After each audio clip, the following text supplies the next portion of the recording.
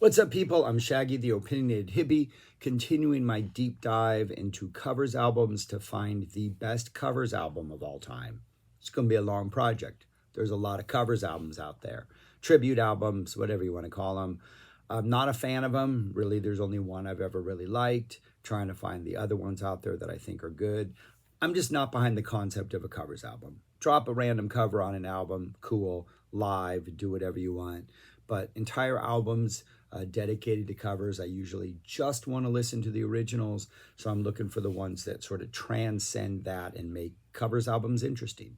So today it's going to be Sharp Dressed Men, a tribute to ZZ Top. Super excited about this one because the tribute is from all country artists. And when you think of ZZ Top, you think going country kind of makes sense in a really cool way and not a particularly obvious way. Like, I think if you go metal or hard rock with ZZ Top, that's an easy one. Not sure about jazz. That's weird. But country just seems like it naturally should work.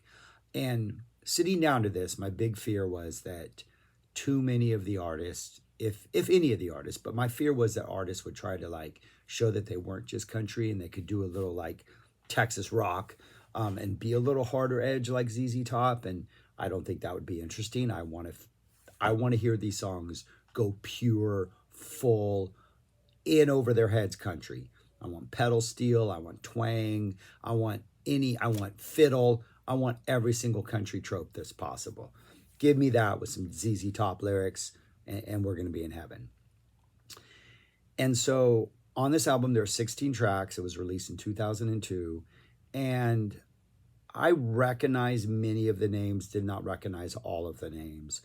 But in listening to this, what happened is that the big names, sort of the country music icons, the artists that you kind of think would deliver, 100% do in a full country fashion.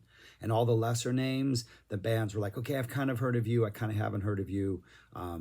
I had to look some of these up because I had never heard of them before. They maybe had a hit back in like early 2000 and were on this label, which is why they made this album, it seems.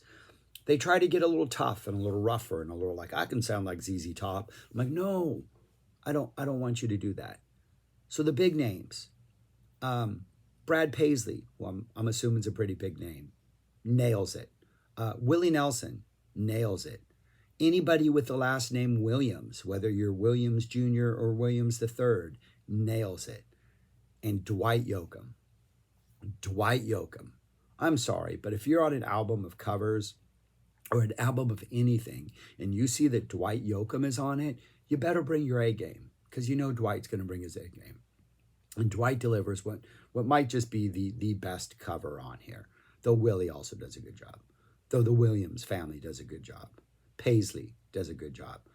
But apart from that, it really is just kind of disappointing. And it really is artists playing, just honoring the original song too much and playing it too close to the vest. So I'm going to go song by song. Either every song gets a point or no points. At the end, there's a percentage. How many points? 16 songs. How many songs out of 16 are good? And then I'm going to rank it among the other ones I've already done. So, yeah. What do we got? Opens up with Give Me All Your Lovin' by Lone Star. Too close to the original. Too pop country. Too radio-friendly pop country. I mean, yeah, you can play this song, but no big deal. Next up is Sharp Dressed Man. A nice little eliminator, 1-2 punch to open up by Brad Paisley. And this is way more country. It completely works. It is true to the original, but it 100% sounds like country. The guitar playing has that sort of, what is it? I Know a Little. Is that the Leonard Skinner song? That just pure kind of Southern rock in a Leonard Skinner way, country guitar soloing, great country guitar soloing. Is Paisley a guitar player? I want to say that Brad Paisley is a guitar player, like a good guitar player. Whoever's playing on this is fantastic. We got some straight up fiddle at the end. I think the fiddle and the guitar are trading licks at one point. This is a gloriously over the top, indulgently country, fun cover of Sharp Dressed Man. Good job, Brad Paisley. You hit it out of the park. And then the illusion that this album is really going to be good comes next, because the next song slash two songs is Jesus Just Left Chicago into Waiting for the Bus by Hank Williams Jr. Um, One, you just realize right away what a great song it is. But this is just a country blues roadhouse grind, just like gritty, doing it for Jesus. The drummer is fantastic. This is a song that sounds like Hank Williams Jr. does this live. It just feels lived in. It feels like this is something he's comfortable with. The segue is super tight and super funky. Yeah, Hank is at one point, there's some improv lyrics, and Hank gives a shout out to Billy, Dusty, and Frank. Yeah, it's 8 minutes of just a band jamming out at the end of a long night in some roadhouse off some like farm to market highway, just sweat and grit and dust and beer all over the place. Yeah, this is some good country right here. Then we get LaGrange by Tracy Byrd, just way too close to the original, but just without that nasty vibe that the original has. The solo is pretty cool. It's kind of funky and jagged, but overall, this is LaGrange. I think this is the one song you don't want to get stuck covering if you're doing a ZZ Top cover album. Just pass on that one. Brooks and Dunn does Rough Boy, way too close to the original, doesn't even sound like country. Dwight Yoakam. Then we get Dwight Yoakam, and he does I'm Bad and I'm Nationwide. Pure pedal steel, pure we're driving the back roads, pure country. Almost sounds nothing like the original, except when the vocals show up, you're like, oh, this is I'm Bad, I'm Nationwide. Super, super honky tonk flavor, super, super awesome, super, super Dwight Yoakam doing what Dwight Yoakam does. Fantastic. Willie then follows with She Loves My Automobile. And already kind of a perfect fit musically, but Willie maybe makes it a little jazzier, brings it down and makes it acoustic, some really nice horns in there. Very like, you could almost see this in the movie 1941 when the swing dancing scene before it gets too crazy, just some more mellower swing dancing. Absolutely incredible. Perfect 1-2 punch in the middle of this album. Dwight and Willie bringing kind of different ends of the country spectrum, but both of them delivering on the country flavor in these covers. Someone named Andy Griggs does I Need You Tonight. The guitar's coming in too hard. For some reason, this, and I think there's another slower song on here. Like when ZZ Top does that ballady stuff, that kind of slow burning blues stuff, there is something so just cool about their vibe and so laid back and so unhurried, yet the guitar playing is so intense. And whatever that groove is, Andy Griggs just doesn't get it in I Need You Tonight. He's trying a little too hard. He's a little too aggressive. It just doesn't have just that absolute patient, relaxed, whatever it is that Gibbons brings when he plays these songs and drops these solos. A band called the Warren Brothers does Cheap Sunglasses, just way too close to the original. Trace Adkins does Legs.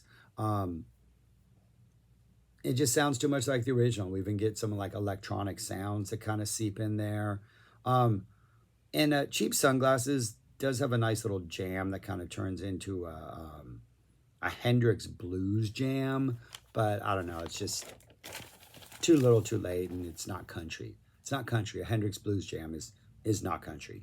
I want more country. So Legs is no. Kenny Chesney does Tush. Kind of cool at times. Like it's a tight version. There's some country vocals, but then it starts off really strong with like these spacey kind of spoken lyrics, like a 70s prog rock vibe at the intro. Then we go into the riff, and then we go into this version with some pretty good guitar in there that just kind of, it feels like a blues jam. It feels like a cover band. Once we get into like the actual song itself, it just feels like I'm at a local country bar and they're covering Tush. It's the most, I don't know, uninspired thing, but at the same time it works. It's a weird thing. Anyways, I want more out of Tush.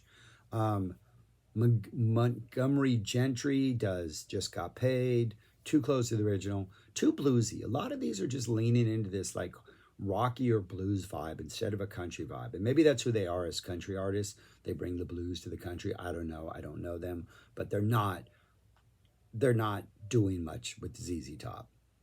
The bar's high. I Thank You by Phil Vassar. Really cool piano riff that opens it. There's some good piano energy, but then once we get into the song, it just sounds too much like the song, and it's definitely not country enough. I Thank You. Then we get Fearless Boogie by Hank Williams III off one of their later albums, XXX or Triple X or whatever. Sounds better than the original because you don't have that horrible sort of processed electronic sound that they were doing in the late 80s and early 90s. It's faster, it's looser, there's definitely some country energy in there, some absolutely incredible harmonica playing. This is a straight up honky tonk country blues jam. It's a boogie and it's fearless. Hank Williams family knows how to cover some albums. I'm now going to find out if there's some Hank Williams cover albums out there and do those. And then finally, should have given him a shout out because he's an OG. Alan Jackson closes out the album with Sure Got Cold After the Rain Fell. It's kind of in two parts. The first half of this is kind of close to the original, kind of a very slow, ballady, Eric Clapton type blues jam. This is maybe a little more aggressive in the Alex Jackson version. It's definitely better than the earlier slow jam that Andy Griggs did with I Need You Tonight. Neither one of them really get that laid back vibe that Gibbons is bringing, that the rhythm section is bringing, but I still think this is better.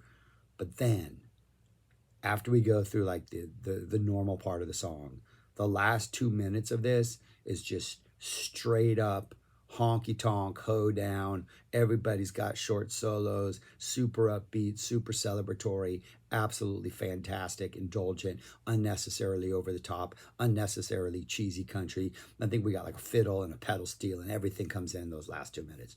Beautiful, beautiful stuff. After a first half that maybe plays it too close to the vest, but nonetheless sets up that second half perfectly, so it works. So the big names deliver. Alan Jackson, Dwight Yoakam, Willie Nelson, anybody with Williams in their last name, and Brad Paisley. I think everybody else is probably lesser tier. Maybe Kenny Chesney's not, and he does some interesting stuff. Just ultimately, I don't think it works. So that's 6 songs out of 16 that I think really, really have a big payoff. Actually sound country, actually deliver on the promise of this being a country album, which means that if I were to rank this among the other 20 that I've already done, 6 out of 16 is 38%. Not giving this any extra points for song selection, though there are a couple really cool songs, but I think those songs, Fearless Boogie, Sure Got Cold After the Rain Fell, they already got their points. They already did a good job. Other than that, you kind of have a greatest hits selection that just doesn't really deliver. And Willie Nelson, She Loves My Automobile, that's kind of a nice deep cut right there. But yeah, so 6 out of 16, 36%, which means that I have this down at number 15. So it is definitely in the bottom half. Yeah, right there. Still the top half, the bridge is still really good. That Ann Wilson, I think, is still the surprising cover, the surprising discovery. Springsteen, those Seeger sessions are fantastic. And that Lucinda Williams one, right at 69%. That's pretty good too.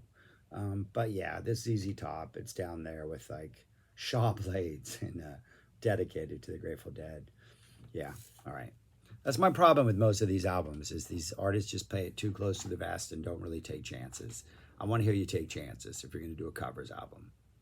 That's what I'm looking for, people. So if you're watching this and you're about to drop a covers album and you want me to review it and praise it, take chances.